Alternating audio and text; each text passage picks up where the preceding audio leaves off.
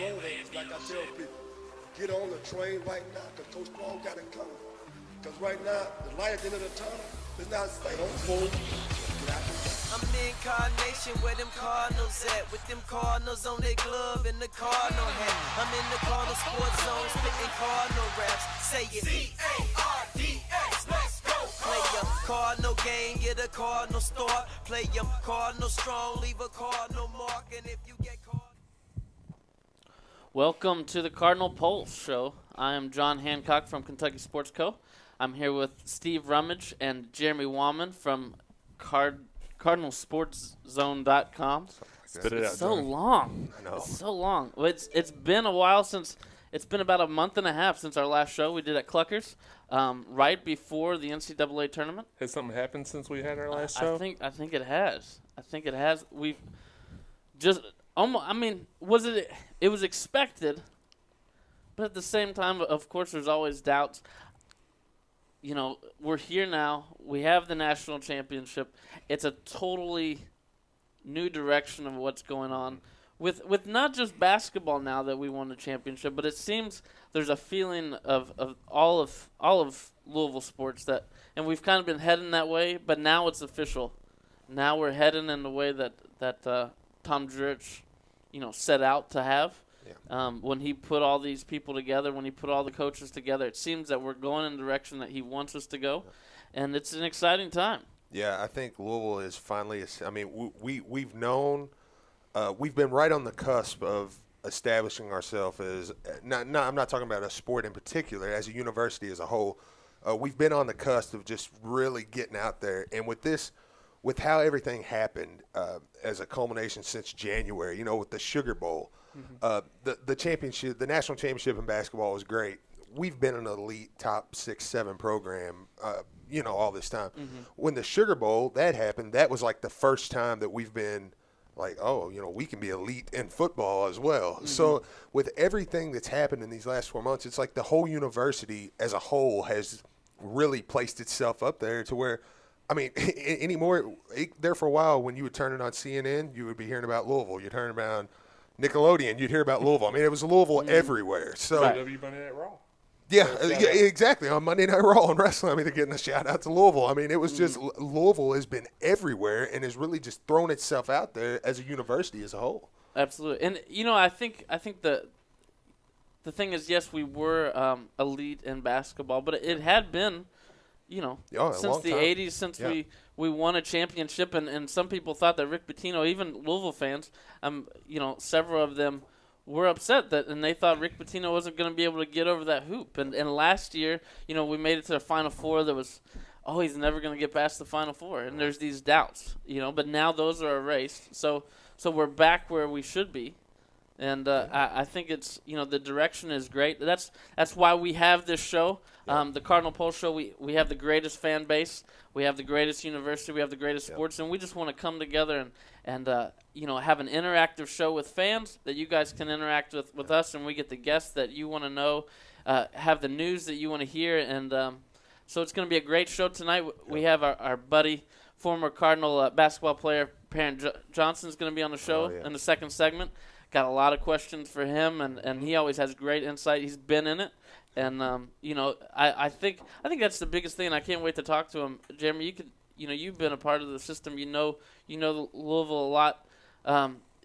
Just as a system as a whole. I want to know to Perrin as a former basketball player what this championship means, because without people like Perrin that went before, you could almost say they had to go through the hard times. Yeah. To get where we're at. Almost getting there. I mean, how many times as a Louisville, all our programs, not just basketball, I mean, it has felt, when Bobby Petrino was here, we were almost, because that Orange Bowl victory was big, but, I mean, let's be honest, that was Wake Forest. It was big. No, I'm not taking away. But it kind of felt like a lose-lose situation. I mean, you blow out Wake Forest, great. You lose to them, you're horrible. And it felt like when that game was over, you looked at that next season and you go, okay, this is it. Like we're going to climb that hump here. Bobby Petrino leaves. We get set back. Now, obviously, we're back there again now. But in the basketball, like you said, we get to Final Four, Last year was the second Final Four with Patino here. We're almost there, and then we keep falling. It's like our program as a whole in my lifetime, it's felt like we've just right there. And now it's like we are finally climbing over that hill and becoming what we know is a sleeping giant that was Louisville University, Well, that's been the story. I mean, pretty much of my fandom my whole life. It's been almost there.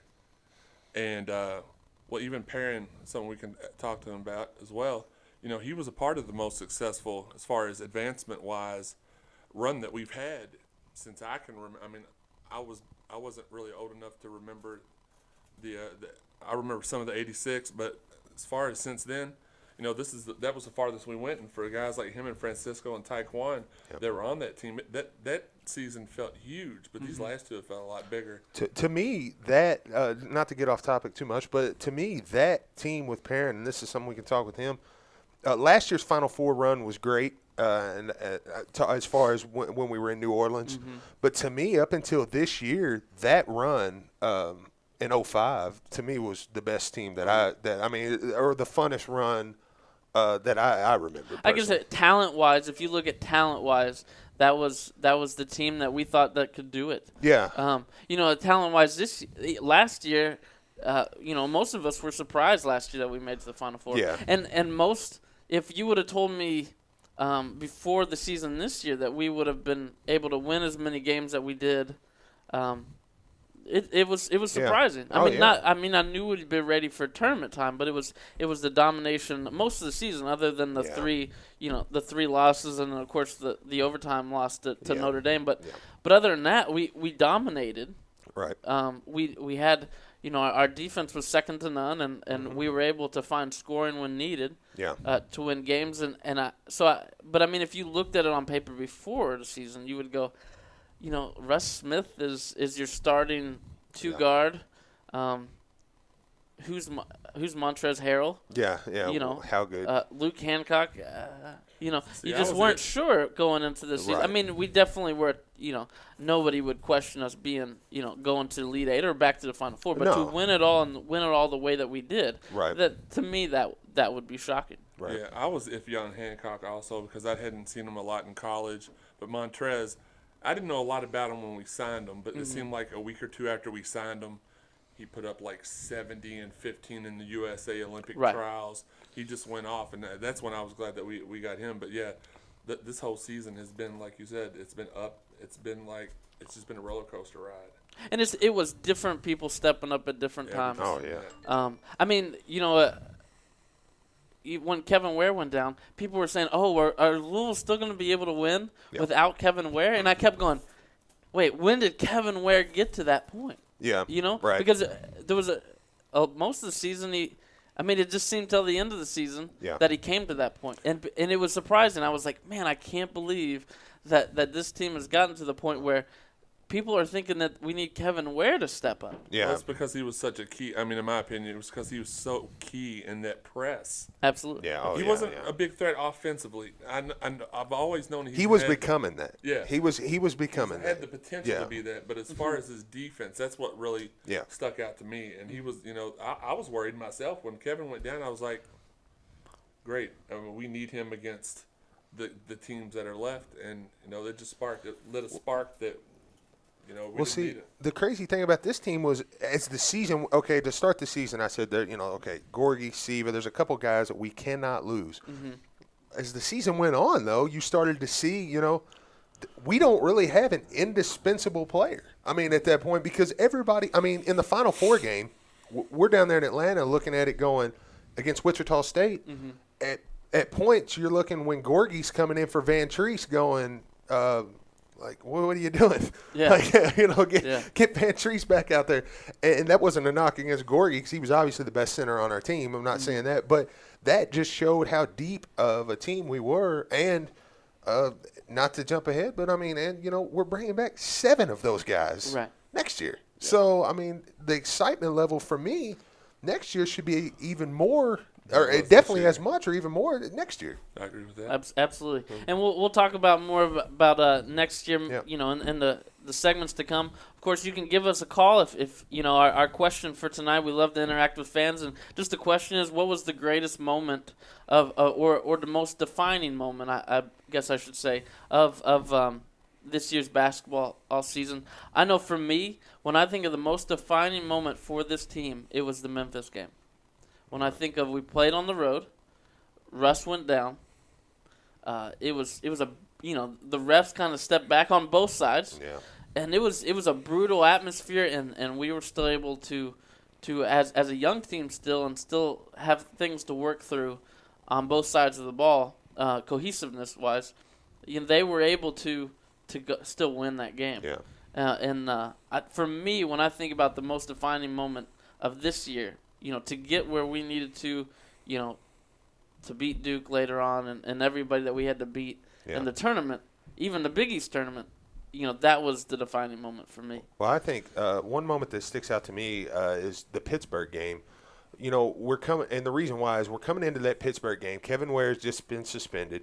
I think if you ask a majority of Louisville fans, and it's hard to even fathom this now with what all's happened and what we've seen, but most fans, including myself, did not. I told somebody, I said, look, Kevin Ware, there's no way he's going to make it here. There's no way. With the attitude, you can just tell Rick is not a big fan of his.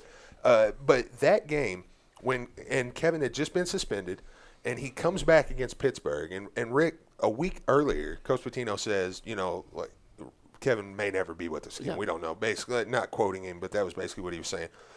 He runs and grabs Kevin just 3 minutes into the game, throws him first guy off the bench. And to me, that was Pitino saying, you know what, I'm with you. I got your back.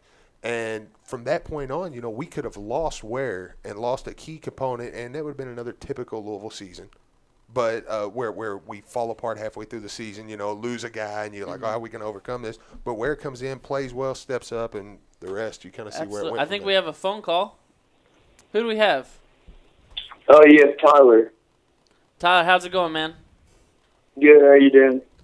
Pretty good. What do you got for us tonight?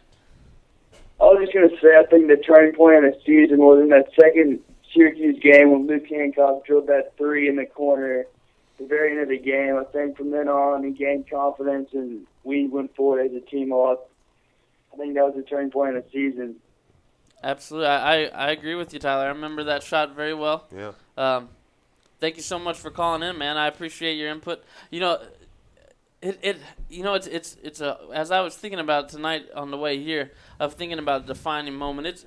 I remember that shot. Yeah.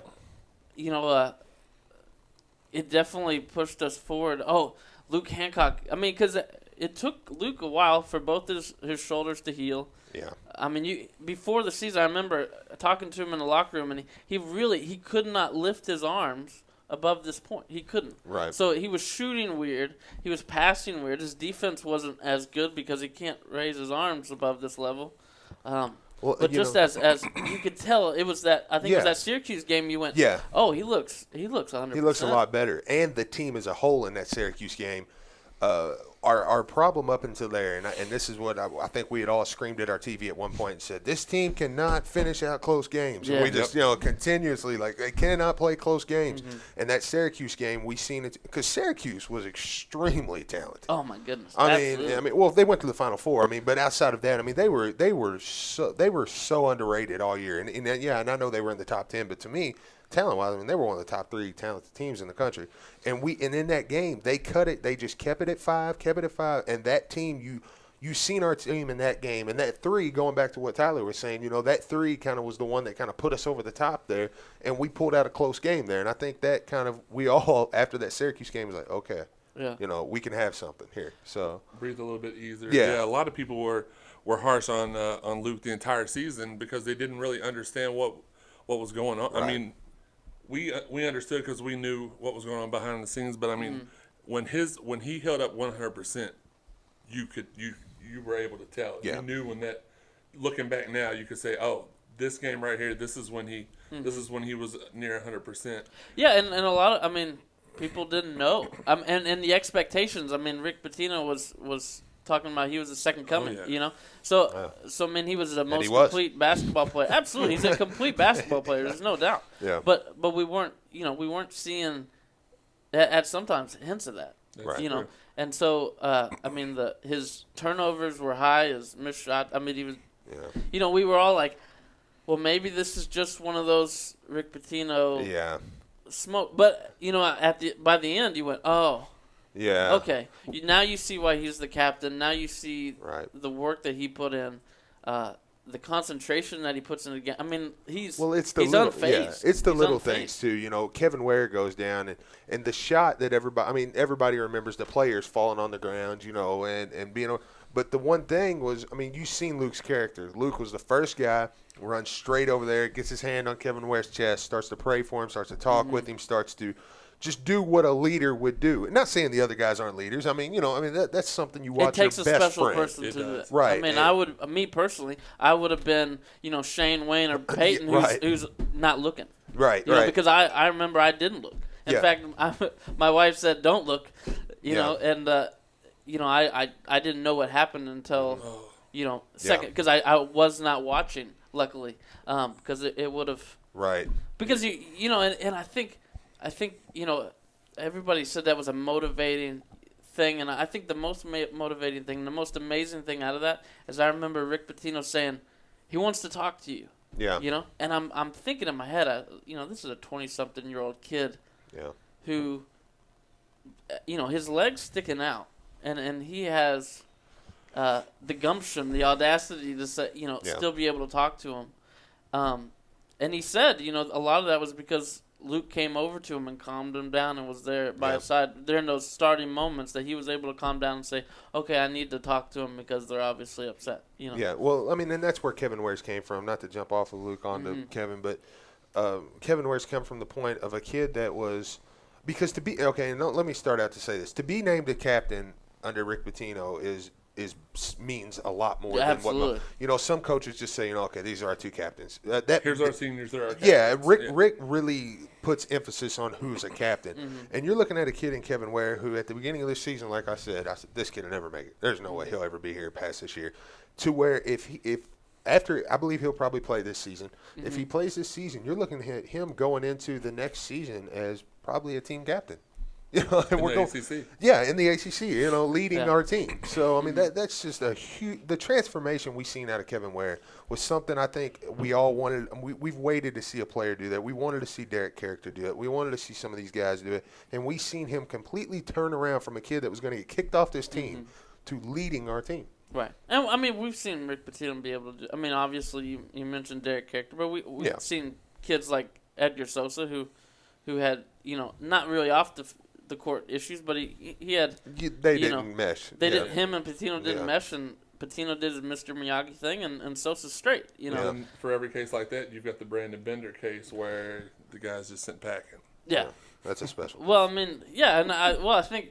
Yeah, I mean, each case is differently, obviously, and it's how you respond. But it's how you respond to what Rick's trying to tell you. Are you going to respond and say, okay, I'm gone, because that's the easy road, or are you going to say, no, I'm going to tough this out? It's the ones that tough it out that are going to be better people for it. And I think Kevin Ware is a better person for it. Well, and, we're talking so much about the players. We have watched the evolution of Rick Pitino over the last year and a half. I mean, Rick Pitino, we've seen something, and Russ was really the start of that. With Edgar Sosa, I think everybody watched Edgar Sosa going, Rick, let him score. Move him over and let him score. And we've seen him do that with Russ. And then as this season went on, you've seen how he's interacted with the players, and he is a completely different coach than he was before for the better. And he still maintained his principles that he is in the ship that he's ran. So, I mean, that's been – champ stamp the other day. Fulfilled his promise. Got a tattoo. Everything. How about that? I hadn't heard about that yet. That was good. I mean that wait, and that's another thing. You know what? I look on there. He gets that tattoo. You look on there and you see recruits. Guys that we're looking at right now that are just like they're impressed. How cool is that? Well, he kept his word to his team. And I know some people.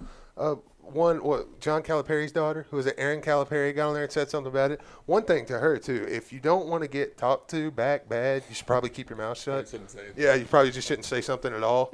And if you do poke at the dogs, don't be mad if they bite back, just saying. But anyways, that's just one. We'll save that for later. But on the other hand, being, John Calipari's daughter is probably not the easiest. Oh, I know. It must be rough. I wouldn't want to do it. Must be rough. Big house, a lot of money. Yeah, must be a tough time. Free But PhD. I thought that was really cool that Rick stuck through with that. Yeah. He did that, and and that just shows the relationship that he had with this team. Yeah, and speaking of captains today, Luke and Russ were named team captains for next Yeah, year. because that's what we all expected when Russ, Yeah, I think so. Russ is another one. I mean, Russ, we're all sitting here going, okay, dude, go to Manhattan, and we want to see Steve Masiello do well, and you'll do good at that level. And now he's a team captain that we all, what was it, Tuesday, Wednesday? I think everybody was worried whether he was going to leave or yeah, not that it would have made us a bad team per se, but we know that was the extra push that kind of gives you that extra, like, okay, we can be really special next year. I mean, really. I mean, I think we would have been special regardless. Yeah, and exactly. We're about to take a break here, but I think it would have been special regardless. Yeah. But I think having a guy like Russ to play versus the younger guys in practice and teach them that work ethic. Russ says, my work ethic's unmatched. Well, prove it and show these young guys how to do it. Peyton Siva showed you how to have work ethic. People like Preston Knowles showed you how to have work ethic. So this is your turn to step up and be captain and show these young guys. Absolutely. And guys like that will be back this summer. I've already talked to Preston. He'll be back to help him out. El Hadji's coming back to work with them. Yeah. Peyton will be back as much as he can. It's just a close-knit family, and they all want each other to do well. So, I mean, that's going to be good for their development. And then the new kids will be in town. So Yeah. It's going to be a special team. Absolutely. Well, we'll talk more about this special team when we come back from the break with Perrin Johnson. So stay tuned.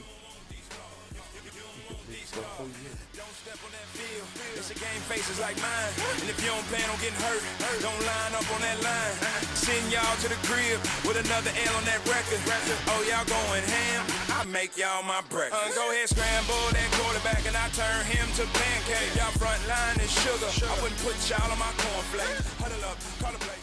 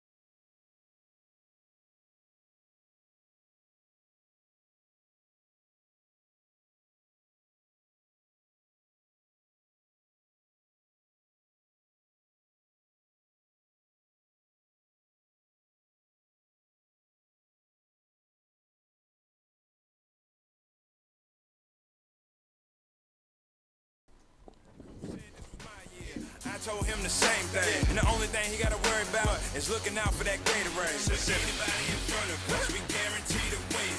Look you dead in your eye. I'm coming for your cheek. Welcome back to the Cardinal Pulse Show. I'm John Hancock, here with Steve Rummage and Jeremy Wallman from CardinalSportsZone.com. Unfortunately, we weren't able to get hold of Perrin Johnson. He did not answer his phone. He'll call. But we will keep trying him. Until then, if you would like to give us a call and tell us what the most defining moment for you for this basketball team, or if you want to talk football, spring game, or anything else, give us a call at 502-265-5211. And we would love to take your call and just there's tons of things to talk about. Oh yeah. Today Rick Pitino introduced the new assistant coach. Yep. Not a lot of people knew him. At first when I heard about him, I was like, he was assistant at FIU. Yeah. But Rick's excited, and if Rick's excited, yeah, I know there's a reason because he only gets the best. Right. He knows what he's looking for and who he's looking for. Steven, maybe you can tell us, especially on the recruiting side. Yeah. How's he going to help us? Well, I know he hablas the Espanol. Yeah. That's definitely going to help. He does that. What? Yeah. Well, there's two things you never question. Okay, when Charlie Strong says a football player is good enough to play at the University of Louisville, whether he's a 1, 2, 3, 4, or 5 star, you say okay. And when Rick Pitino hires an assistant, that's one thing we've learned because obviously Rick Pitino's coaching tree, to be an assistant under Rick Pitino is basically, honestly, would be the highest job you could get as an assistant because you're almost guaranteed a head coaching job. Yeah. So, but the thing with the new coach or Coach Bellato, right? Is that how you explain it? Bellato. I tweeted the guy. I don't even know how to say his name. Bellato. Okay, but the thing with him is he gives us a recruiting tie to the state of Florida. That's something that we have never had under Rick Pitino. I think Rakeem Buckles and I can't even think of somebody right off the top of my head that's been from Florida. I'm sure there's another one. We've had a lot of recruits that we've tried to get from Florida. But we've never been able to tap into that. But the biggest thing that he does for us is his connections with the international kids, the Dominican kids, the kids, and that's what Rick Pitino loves. He's joked this year about saying he'll take any Africans kids that he can get, and he showed that. With the Koya Gal, Mango Mathieu. Well, Mango's Australian, I think, but he's foreign. No, Mango's from Africa. Yeah, but he speaks Australian. So that's what matters. Right? Close enough. Yeah, close enough. So he's same side of the globe. Yeah, but that's what Rick is really wanting. And you're good. I don't know. I need to talk to Mango. Me and Mango Mango. If you're out there, we need to talk sometime. So, but basically, he taps into that Florida, he taps into that international, and you're going to see a lot more. Immediately, there's the kid Brandon Francis from down in Florida. He's a Dominican kid. Immediately, we've kind of jumped in with him. Right. And this kid is a phenomenal basketball player that now, most are saying we probably have the upper edge on. And the kid can play. Is that 2014? 14, yeah, 2014. Okay. And that's one kid that's going to immediately jump. I think he's a 3-star now. He will be a 5-star when it's all said and done. The kid can flat out play. Right. If you Mark watch it his down. videos. Steve says 5-star guarantee. Yeah, so – but that it kind of gives us that, and it's stuff that we've never had, and he knows Rick's system. He coached under little Rick. He recruited a lot. That Miami team that you see this year, he was at Miami. He recruited a lot of them to Miami. The guy's a great coach, and I don't think people quite get the magnitude of how great of a hire that was. But again, if you don't, just trust Rick. Well, it's because his name wasn't really out there a lot. As early as or as late as 2 weeks ago, we were hearing Rob Fulford, Steve Forbes, Brandon Knight, somebody else. AW, what's his name? Hamilton. This guy's name not one time was mentioned until Rick announced the other day he was going to announce a coach. But to be fair now, Rick never announced any of those guys. No, that's true. That was fan speculation. A lot of us thought that was a direction he would move in. Well, it made sense. Yeah. If you look at each one of them. If you look, they know, especially A.W. Hamilton runs a similar system at Hargrave that we run here, and of course he knows, Terry Rozier and Anton. It makes sense. He'll be here. I think A.W. Hamilton will be here eventually. I think he's a guy. Talked with him a little bit at the Derby Classic. The dude is we were at the Yum Center one time about 4 or 5 years ago at the practice facility shooting around a little bit with Farley. And Steve Masiello walked out, and when he left, I told Jeremy, I said, that dude just carries himself. I mean, he's a head coach. Absolutely. You know, I mean, you can feel it when he walked in. He demanded respect, you know. And A.W. Hamilton is that same type of guy, you know. And how long will Kevin Keats be around here? I don't think much more than a year. I'm actually surprised. Yeah. That Joaquin and Kevin are coming back. I mean. Yeah, especially Kevin. I mean, I've heard their name at several different schools. Yeah. The fact that Richardson is the one that left is surprising. It is a little surprising, you know, but I think that's a job that he had home ties to, and it makes sense. And he was, you know, Kareem Richardson was kind of our X's and O guy. I mean, he stepped in and filled that position that Richard Pitino left. Right. He could recruit, and that was an excellent. I don't know, and I'm not questioning the guy. I don't necessarily. Now, this is my opinion. I don't think that was a great job for him to take. I think he could have hung on. I mean, he was there before. He knows. Yeah, and it makes sense as far as that goes. He had the ties. So that's why I say I never question when a guy leaves for those reasons. I think he could have hung around and waited on something a little bit better. But mid-major. Yeah, regardless. Lower power conference. Yeah, but I mean, But to be fair, Richardson has been an assistant coach longer than Joaquin and Kevin. Yeah. You know, Kevin, of course, is learning how to be Richard Pitino right now. Yep. He's doing those little things on the bench, and of course, he's our head recruiter, pretty much. You could say, you know, especially around this area on the East Coast, if it's a player from here to North Carolina, it's Kevin Keats that's talking to him. And that's what we've heard a lot from Jaquan Lyle saying how important. He's a 2014, correct? Yeah, and. They said he's got the best relationship with Kevin Keats, and you hear that a lot from a lot of the guys, a lot of the recruits. Yeah, I think Trey Lyles said something similar. Yeah. And of course he's from Indianapolis. Yeah. So I mean, we have an excellent staff, but that's one thing I'll never worry about with Rick here ever. I won't worry about that. I think we'll always. When it comes to assistant coaches, he's going to pick his guy. He's not going to pick who the fans want. He's not going to pick who anybody else. He's going to pick his guy, and he knows what he's doing, and he's proved that in the past. And until he proves us wrong, I mean, whoever he names, if he names me an assistant coach, y'all should just be excited. No, I would be disappointed. I would be disappointed. Okay, well then never mind. Go right ahead and finish the show. But you know, I would question him greatly. You know, we talked about, of course, in the first segment, we talked about the national championship. Yeah. Let's look ahead a little bit before we talk about football and other things. Yep. And, of course, you can give us a call at 502-265-5211. Give us a shout out, whatever you want to talk about tonight. Let us know. But looking forward, let's just not even talk about next season. Let's talk about the summer. Yeah. Who needs to improve the most, and on what do they need to improve? I don't think I speak alone when saying this, but I think Wayne Blackshear is the one that we're going to benefit mostly from his improvement. Just heard a lot about how he doesn't really like a reason why he didn't play as much as he did last year, even with Hancock being injured, was because he didn't fully grasp like the X's and O's of the games. He was having problems remembering all the plays. He was, missing his assignments and stuff like that. This kid can shoot the ball. Me and Steve watched him back at Bullitt East a couple years ago when he came up and played lower room with Rodney Purvis. Upper, lower, middle basement. It doesn't really matter. A rival. One of the houses. Room in a house. Well, injuries too with Wayne. Right. I mean, he's going to be healthy this year. Yeah, but I mean, he could flat out just fill it up from anywhere, and we've not seen that yet. No, and I think another thing is, I mean, the main one is going to be how good can Mango be? I mean, we've all heard the stories, and I'm not speaking anything that nobody else hasn't heard. We've all heard the stories that he looks great. He's looked good. He's ahead of the game. We've seen in the three, I don't know if he played in all three. I think he played in a couple. Yeah.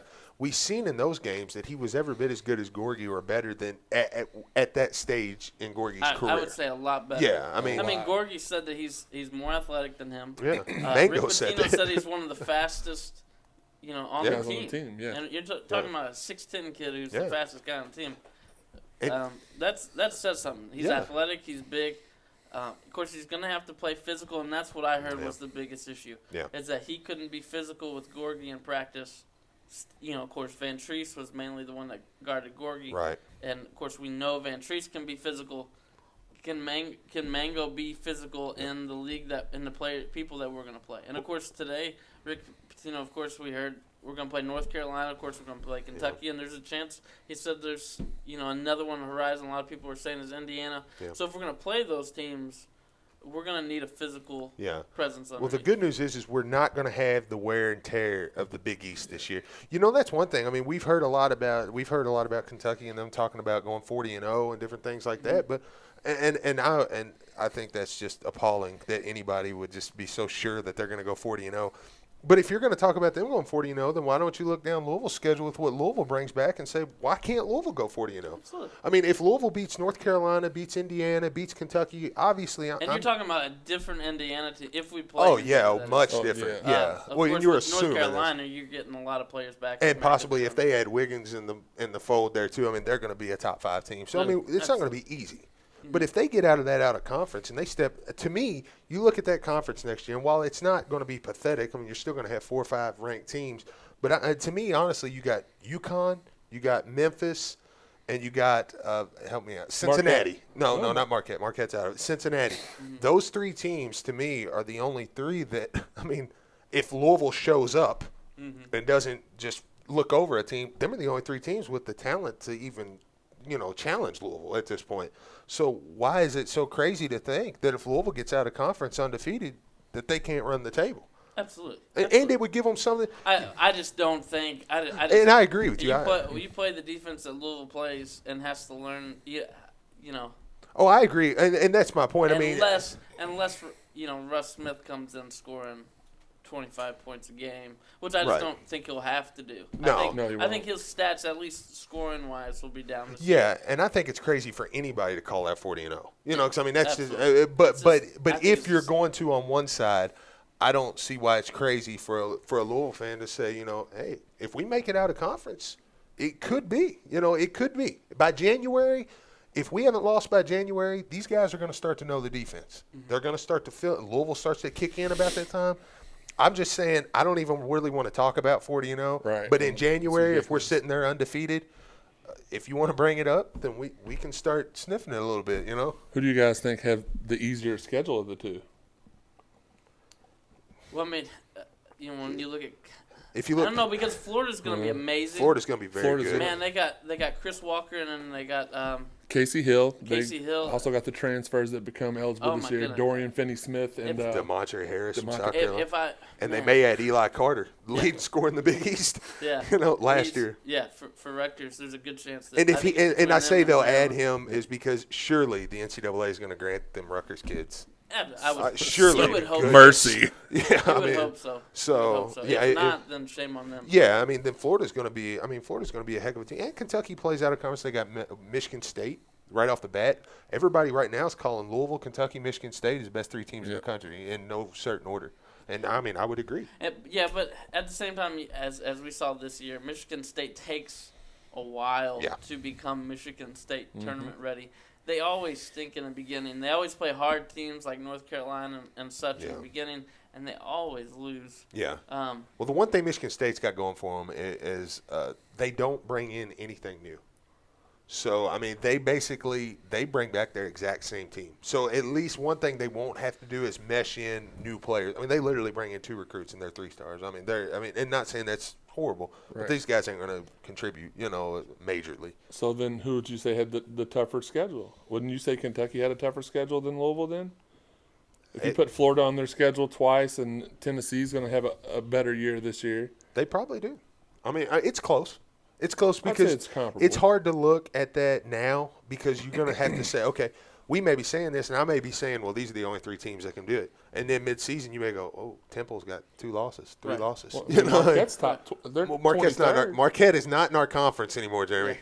Oh, But let Marquette go. No, I won't do it. We'll miss Buzz. We'll miss him a lot. But the thing that also goes with that is Rick Pitino schedules some teams like we had College or Charleston 2 years ago, and they were amazing. Yeah. But looking at the beginning of the season, we're like, oh, this schedule, Yeah. non-conference schedule blows. And then we saw these teams that we played. Tell us how you feel, John.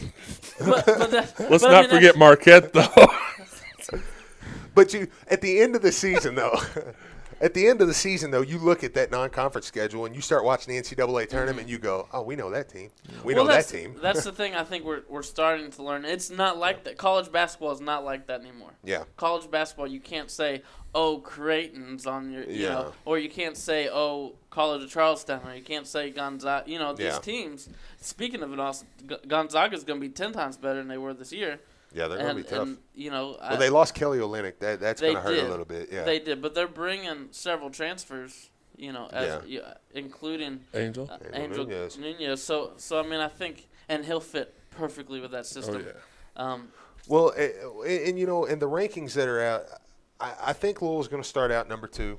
And once again, basketball rankings to me mean nothing because I'm more worried about where we're seated or what we're seated and where we're seated and what plays.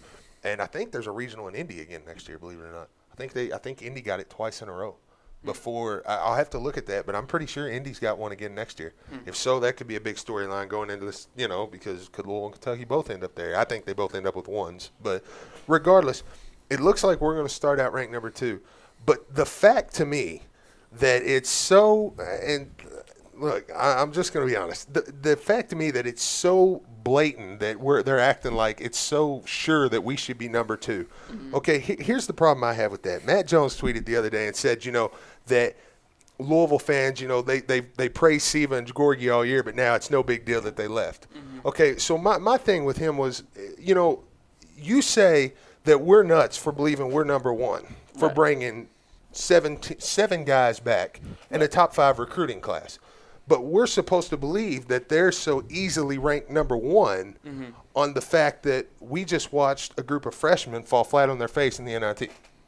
Now, and look, I believe Kentucky's going to be a great basketball team this year. I think you're crazy if you don't think they're going to be awesome. But how they are coming in ranked so easily number 1, and people are just CBS rankings today basically said, you know, easy, Kentucky's number 1. I don't get how you know, it's the way it's always been. Louisville is not a sexy pick. It's not a sexy. It's not going to sell. I mean, like we went to the national tournament, and a lot of people were behind us because of Kevin Ware and different things. Like we had a lot of storylines on our team for us. Absolutely. But other than that, if we didn't have those storylines, it wouldn't have been that entertaining of a national championship. But because we had those, because Louisville, it's Louisville. Yeah. I mean, you know, fan base wise compared to a Duke or compared to Kentucky, it's smaller. Now we're more vocal. It seems like we have a lot more, but to be honest with you, really don't. Right, I agree with that. We don't have the national notoriety. I mean, you go to California and you see people in Kentucky hats or in Duke hats. Yeah. You're not going to see that many Louisville hats. Right. In different states. Right. So it's not it's. But when see why, and it's gonna. I mean, people are gonna click on it. I mean, you know, we all work on the web. Those things. You know, people see Kentucky and they're going to click on it. Yeah. People see Louisville and they're going to go, unless there's... Does that change, though, now? See, with what happened last year, you know, to me, and like I said, college basketball rankings, and not just to me, to anybody, they don't mean a lot, you know, because you just want to be there at the end of the year. Yep. But the thing is when do the rankings committees look and go, I would just want to know somebody's mindset of, okay, we put these guys number 3 last year on the basis that they had a number 1 recruiting class. They was going to be great. They were only going to lose 2 or 3 games. We were ruined. They were going to kill us. All of a sudden now they're not very good. And then, you know, and I heard that, well, when Nerlens went down, look, they wasn't very good when Nerlens was on the floor. Okay, they just wasn't very good last year. Right. So would they have made the tournament with Nerlens? Probably so. You know, I think they would have made the tournament. But would they have done anything? No. So. You know, where do the ranking or the people who are making the rankings look at it and go, okay, you know, we've gave it to them on hype before, and we've gave other teams, not just Kentucky, on hype. The national champions are bringing 7 guys back out of a 9-10-man rotation, and they're adding you know, everybody talks recruiting classes. We have 3 5-star guards coming in, or 2 5-stars, a 4-star, and a 4-star power forward. Right. Okay, we're not bringing in us 3, right? So I mean. You know, where do you look at that and tell me that is not the number 1 team, the defending champions who are getting better?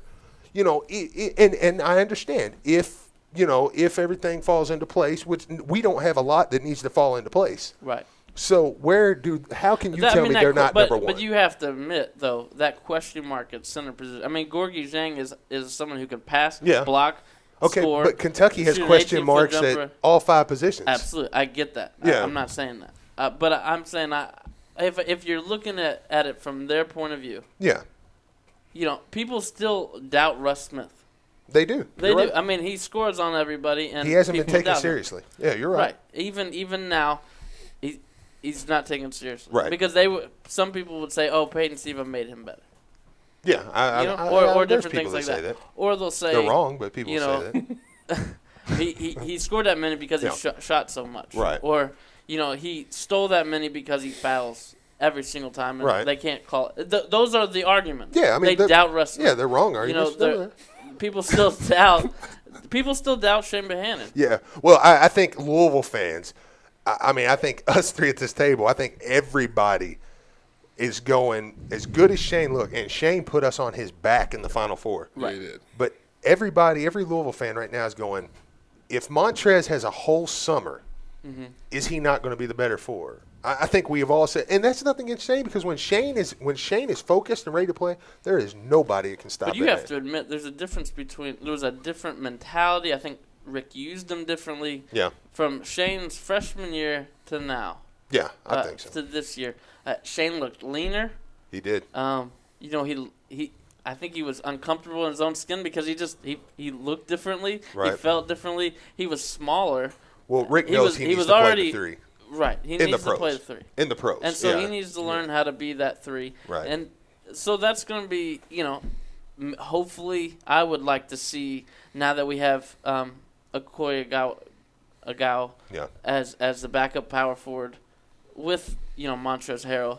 Yeah. And with Shane Bohannon, that we'll be able to see Montrezl Harrell and Shane Bohannon, because we saw that before. Oh, yeah. I don't remember what game it was. There was a few games. Yeah. But Rick reluctantly did that because of foul trouble, and of course Gorgie was out, and it was fantastic. Yeah, absolutely. The one I've always been leery with JUCO players, but Chris Jones is going to be the real deal. I mean, he is the most sure. I mean, Dave Telep, who is arguably the best recruiting guy in America, him or Evan Daniels, you can argue that. But Dave Telep said, I mean, this kid is the best JUCO to come out in 12, 15 years. I mean, and let's remember Jay Crowder. I mean, there were some good JUCOs that have come out. And Chris Jones, I mean, this dude's a surefire hit. He is going to be a phenomenal player. And you're looking at a guy like Terry Rozier. I mean, Terry Rozier's going to be coming off we're going to have a second 5 next year that is going to be as good as a lot of people's starting 5s. They could be in the top 25, just the top themselves. 15. Yeah. I mean, we are a deep. We are a very, very deep team next year. And that's why I think the excitement is there. And we don't want to get overblown, because I want to see this team go into that year. Okay, because what do you stay hungry for? You just won the championship. You're the defending champions. You've got the notoriety. Whether you start at 1, 2, 3, 4, you're a high-ranked team. Mm-hmm. What keeps them hungry throughout the year? And that's what I'm looking for. I would say, because now we have the national championship, we have the notoriety. Now you have to say that Louisville needs to get players to the next level. Rick Pitino needs to get players, and not just one here and there, and not just one free agency-wise, but constantly, of course, Rick Pitino is known for having people stay at least 3 to 4 years. If you're going to have that, you've got to get them in the league. You've got to send them to the league. You're right. And I think that's what I was kind of iffy about Russ Smith coming back, because I was like, oh, his chances, and I would hate for him to miss his chance. Right. Obviously, he got, different things, and I get it. NBA is a lot different than the NFL. There's no guaranteed money unless you go in the first round. I get that. And we've seen way too many great players have to go overseas because they just don't make rosters. Yeah. I get that. And in the NBA, when you get undrafted as an NFL player, you're going to sign as a free agent. That happens all the time. Mm-hmm. But in the NBA, if you miss it and you get sent overseas or you get in the D League, it is hard to get out of that. Absolutely. Yeah, so that is I think Russ is going to do enough this year. I think Russ is going to I think he's going to help himself, barring, God forbid, any kind of injury on him. Mm-hmm. I think that's what we all are worried about. I mean, that would make me sick to my stomach. Well, to he see won't Russ have go to down. play. You know, the thing is he won't have to play as many minutes as he did this year. That's true. No, at least it doesn't seem like it. Right. I mean, you know, but we'll talk more. We're going to talk some football next segment. Give us a call at 502-265-5211, and we'll take a couple minutes the next segment. Please give us a call. Let us know what's on your mind, and we'll be right back. All right. Look you dead in your eye. I'm coming for your chin. You don't want no part of us. You ain't got enough heart. You better throw your hand in, 'cause you don't want these cars. You don't want these cars. You don't want these cars. You don't want these cars.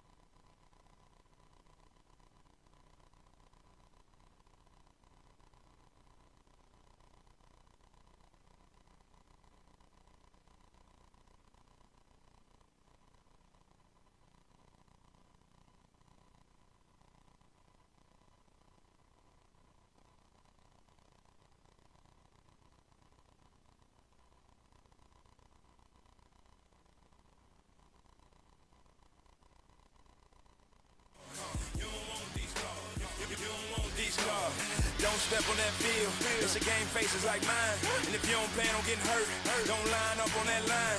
Send y'all to the crib with another L on that. Welcome back to the Cardinal Pulse Show. I am John Hancock here with Steve Rummage and Jeremy Wallman from CardinalSportsZone.com. Of course, I am from KentuckySports.co. That's C-O.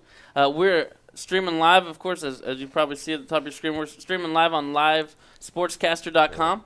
If you would like to start your own podcast, if you like to start broadcasting games, this is the place to do it, and it's free. So give Matt McCarthy a little contact information on the site, and we'll get you started as soon as we can. What's better than free? I can't think of anything.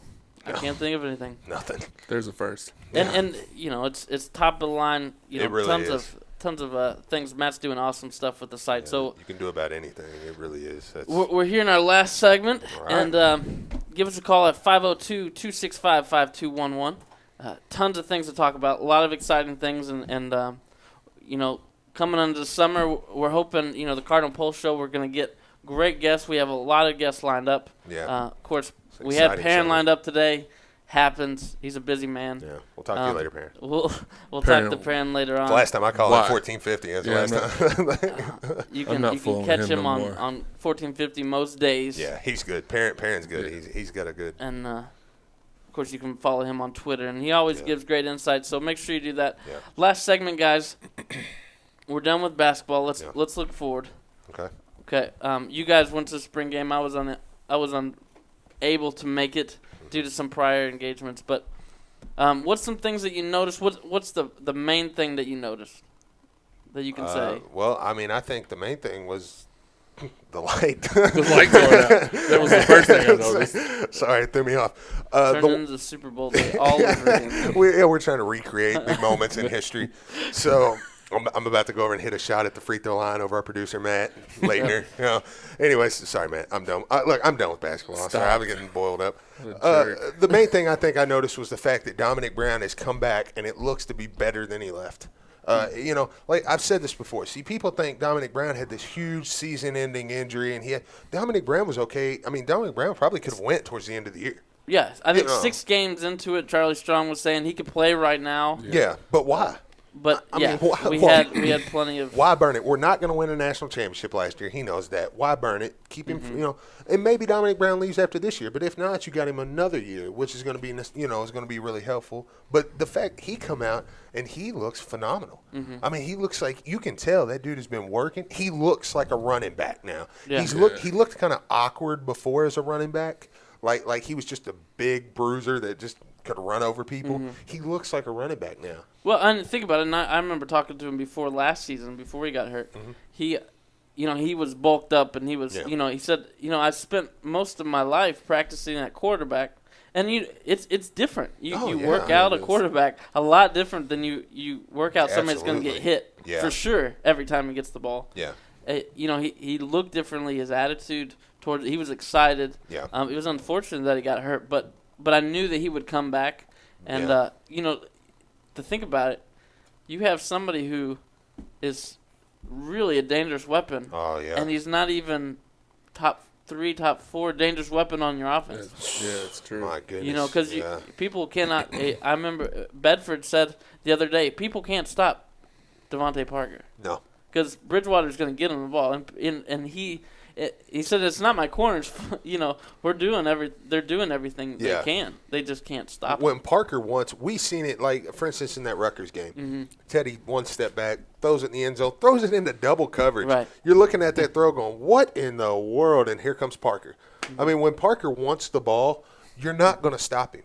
I mean, he's going to get it.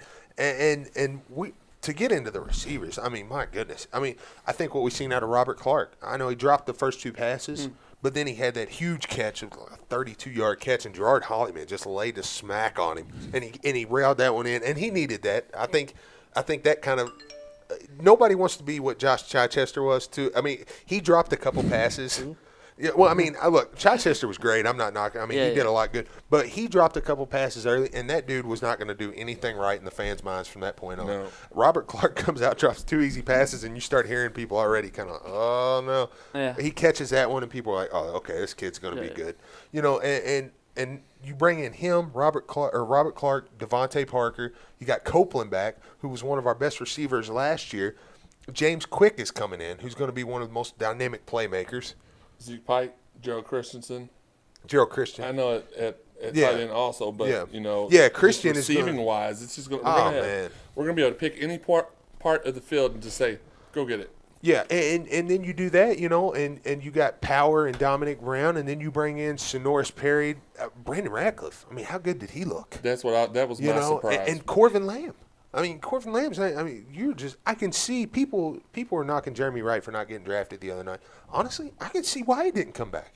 Not that Jeremy Wright wouldn't have been one of the top running backs, but the fact that you're going to have to split carries. And Strong has shown we will play 4 running backs. Well, I mean, he already graduated. It makes complete sense for Jeremy Wright. Absolutely. He's not going to get – he's probably going to get less handoffs. He's going to get – he'll probably be our kickoff – he would probably have been our kickoff returner, but honestly, that's not guaranteed either. He's not going to get drafted this year or next. Yeah.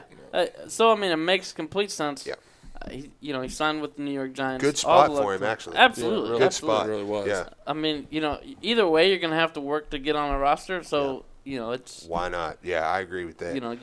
you might as well. Yeah, I think another thing that I was kind of talking to my dad about, and we got a caller, so I'll go to that and then I'll hit this point. Who are we talking to? This is Sean. How we doing, Sean? You might know me as Louisville Sean on Twitter. All right, How's man. it going, guys? Doing excellent. Good. What you got for us tonight, man? Well, I wanted to talk about the football team, specifically the spring football game. And I'm telling you, I really like the running backs this year. I really think Dominique Brown is going to be a huge difference maker. Very big difference maker. What do y'all think? Absolutely. In kind of going into that, Sean, who do you think, with the depth of wide receivers and, of course, the depth, we have Teddy Bridgewater as a Heisman candidate. How do you think that's going to play out? How do we get, we have such talent in the backfield. How are we going to get them the ball, do you think? Yeah. That's a good question. That's the one thing the coaching staff's going to have to figure out. Yeah.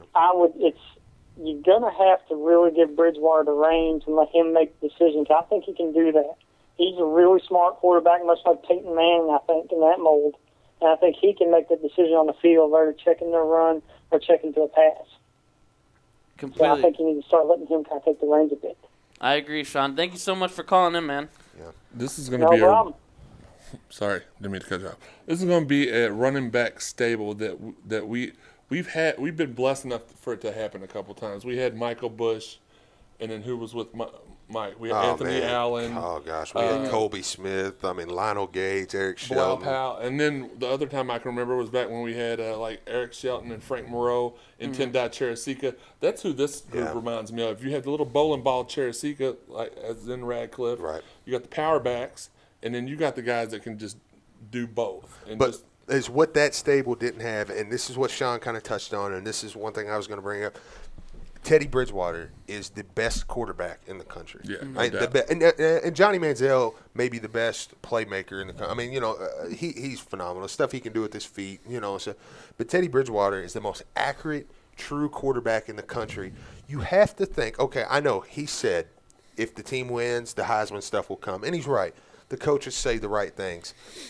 You have to think he's going to throw the ball more than he ever has this year.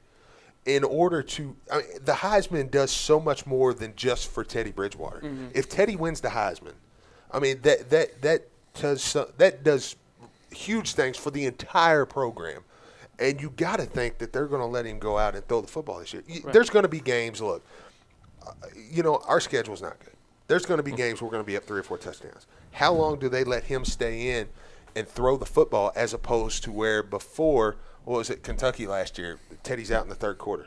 Mm-hmm. That for one, that can't happen this year because we got to blow teams out. Yeah. 2, how long do you let him stay? It's not going to happen. Charlie Strong is not that dude, though. He's not that guy. And I agree. He's not. It's not in his character.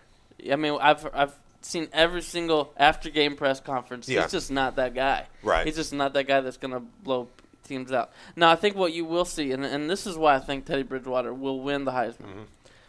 We have 7 tight ends, and not just tight ends, but like 7 quality tight ends. Oh yeah.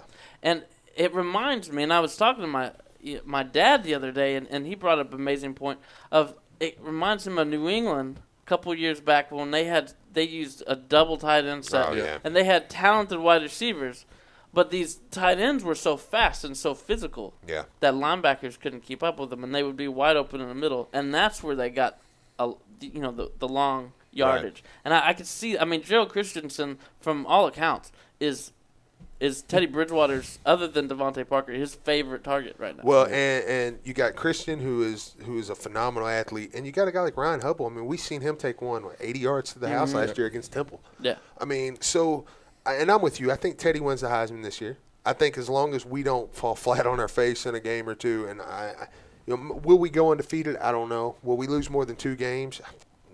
No. No chance. But I think as long as he plays, I just think that the coaches are now. I don't think they're going to do it to the extent that they did it for Braum his senior year. Braum was throwing the ball. I mean, And now a lot of that was because we were down. But they were going to let Brom throw that year. I mean, they were going to let him. I don't think we do it to that extent, but I think you're going to see Teddy air it out a little bit more. And another thing is you got a kid in Devontae Parker who he's a junior. Everybody's talking about Teddy going pro. Devontae Parker could end up being the third best receiver in the draft behind Sammy Watkins at Clemson and Marcus Lee at USC. I mean, he could easily be the third best receiver in the draft. How much more do we get him involved? Not that he wasn't involved before, but, I mean, how many more looks does he get as opposed to – and I just think that plays in a little bit to their the game plans. Yeah. So let's talk and before we end the show here, let's talk a little defense. Yeah. Of course, we have a lot of depth on the defensive line. A lot of players were hurt during the spring game. From all accounts, Maldine, continues to improve, continues to be that pass rusher that we need. Yeah, he's awesome. What was your guys, maybe from that? Who was the defensive player that stood out? To me, Dominic Dishman. Yeah. I mean, this kid was a look. I'm not a genius, but I know a lot about football. I know a lot about stats. I keep up with this stuff. Yeah. I know stuff that people shouldn't know. Right. I had no idea Dominic Dishman was on the football team. Okay, this kid comes out of Paul Dunbar. I'm assuming he was a walk-on. I can't imagine he got a scholarship. And the kid had led the team in sacks. Now, could that be just a spring game where he just got hot, played well? Maybe. But with the way our coach – I mean, we have one of the best coaching staffs in America. And to me, I mean, this kid's been coached up. And this is something we can expect. And we've needed more depth on the defensive line. And this kid looks like he's going to step up and provide more. Will he be a starter? Probably not. But will he give us solid depth? It sure looks like it. 3.5 sacks, I think, is what he ended up with. And it felt like Lorenzo Maldon was sacking everybody on the field. And come to find out, this guy ends up with the leading sacks. I mean, that was huge, in my opinion. What about you, Jeremy? Who was that guy? Well, for me, it was also Dominic Dishman. I did know he was on the team mostly because of Twitter. All the guys talk to each other. Right. You it's just like another guy a lot of people don't know is on the team, Ryan Mack. I know he's on the team because him and Dominic and all of them, Lozo and all them, they talk to each other on Twitter all the time. But I had no idea. I sort of like Brandon Radcliffe on the offensive side. Dishman just, I knew Radcliffe was going to be good, but I had no idea that Dishman was going to just bust out like that and, just stop everything moving. What about George Durant? I mean, at the linebacker position, that's one position that we've all kind of been like, well, we lose a little bit at, and not so much how much we lose, but just the fact that, I mean, they played good last year. But we need, in order to win a national championship, and I'm sorry, that's not out of the question this year. Some people act like it's out of the question. It's not, especially if we start out top 5. They got us ranked number 4. I mean, and now that's obviously not the real poll, but you got to think that that's a reflection of what the real poll will be. At least at this point. Yeah, so and with Kirk Herbstreit come out the other day and said, Louisville's a top 5 team, and everybody's like, what? And then here you go, they're number 4. If Louisville starts at number 4, they got a shot. Yeah. So – but we're going to need excellent play from a linebacker position.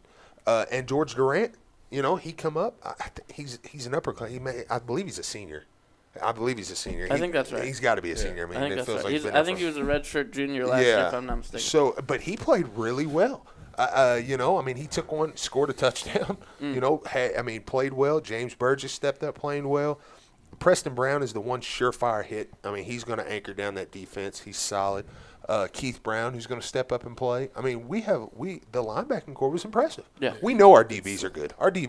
Yeah. We know that. We know Calvin Pryor, Andrew Johnson, Hakeem Smith, Terrell Floyd. We know them guys are good. Yeah. So the DBs are solid, but the linebacking core, if they can play the way they did in the spring game, we're going to be in good shape. I think the most important thing that maybe we missed last year, and you guys can feel free to disagree because I'm sure you will, but we weren't a physical linebacker core. Right. It wasn't. I mean, it wasn't the Terry McLeod hit you when you don't get up type of linebackers. I don't disagree with that. It was a lot of pass prevention. Yeah.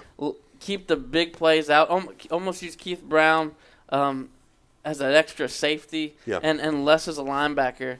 And I'm hoping that it will be, that Preston Brown will be more physical. Because a lot of times he would get caught there in the middle and not be able to make that big play on the outside. Or, a lot of times whoever was at, either the Browns would get caught up. And it's, I think also the interesting thing is Nick Dawson has moved to defensive end. Which apparently he likes it there. from all accounts he's comfortable there. Well, anytime Strong's moved somebody positions, I mean, he's had some we've looked at it and went, what? Yeah. Darius Ashley. Yeah. Oh, look, he's really good at that position. Mike Brown. Yeah, I mean, no, there's been a lot of them. And now Charles Gaines is actually, he went to offense, looked good on offense last year, got into a little bit of trouble. I believe I don't know what he did, not speculating on what he did, don't care what he did. But he's back now, and that's another guy, B.J. DeBose. It looked like he put on a lot of weight. Looks like they're moving him from end to tackle. Now, that's just my opinion. I haven't seen that stated. Right. But with the weight he's put on, it looks to me as though they're saying, we're going to move you down in the middle. Now, that's good because apparently Coach Strong believes he has enough at the defensive end position. Right. And that's something we're going to need. We're going to run through this schedule. Kentucky's got talent. I'm going to just the games we're going to play. Yeah. They had that team last year. They had talent. They should have won a lot more games than they did. So they're not going to be just. I think we're going to beat them. I think this year. I think in the future they may do enough. I think we're going to beat them pretty safe this year. But the rest of Rutgers is the other one. Rutgers is going to be a decent game. Yeah. But outside of everybody else, we got to make sure we stay better beating inferior teams because let's say we do make it to the national championship. Alabama's there waiting on us. I mean, just throwing that out there as a team. Or Ohio State or Oregon. Anyway. I don't know if it's Ohio State or Oregon, I don't think we're in, and I'll tell you why, because then we would probably get jumped by a one-loss SEC team. Yeah. I think our only hope – we should get jumped by one-loss SEC. I mean, I wouldn't have no beef with that at all. Right. But if it's an undefeated SEC team and everybody else loses, we're in, I think. So say it's Bama. We're going to need these guys to have improved immensely in order to win that game. And that's something I'm looking at. I mean, because if you're not looking at it to win a championship, then why are you out there? Right. So I think that's going to be the thing is how can they improve throughout the year, playing teams that they're so much better than. And that's where Charlie is going to we're going to see, where he develops these guys and how he develops these guys throughout the year. Absolutely. Well, it's been a fantastic show. I think Jeremy's going to update us on some other sports. We talked a lot about basketball. We talked a lot about football. We want to keep it up because, Louisville's talented in almost every single sport they're a part of now. So let's update you with that, Jeremy. All right, here we go. U of L baseball this week finished with a record of 3-1. Overall, they're 33-10. They lost to the new number 2 team in the country, Vanderbilt, last week. They dropped one spot to 13 in the new polls. Coco Johnson and Jeff Gardner both lead the team with 4 home runs apiece. They only have 19 home runs though on the season, but they're one of those teams that are a great hitting team. They hit for volumes. They have got 443 hits on the season, 21 triples, 67 doubles, and 250 RBIs. I'm a Reds fan. We can't score a run to save our life, so you're talking up the wrong tree. Maybe trade a little bit. Opponents are batting .204 against the Cards this year while we're pitching our 2.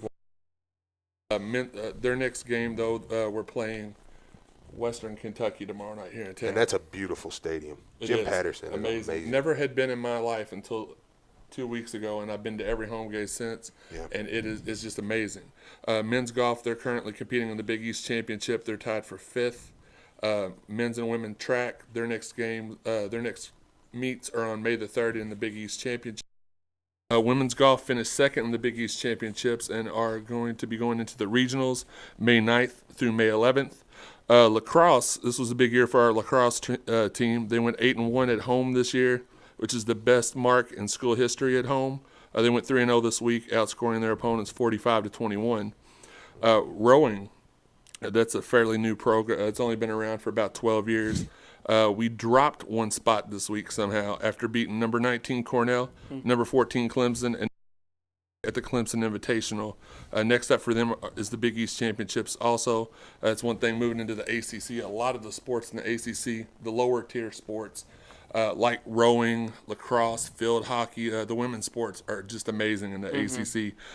Virginia's got 2 teams ranked in the top 10 for rowing, 4th and 6th. And to wrap things up, softball went 3-2 this week with a loss to Kentucky. They were 44-8 overall.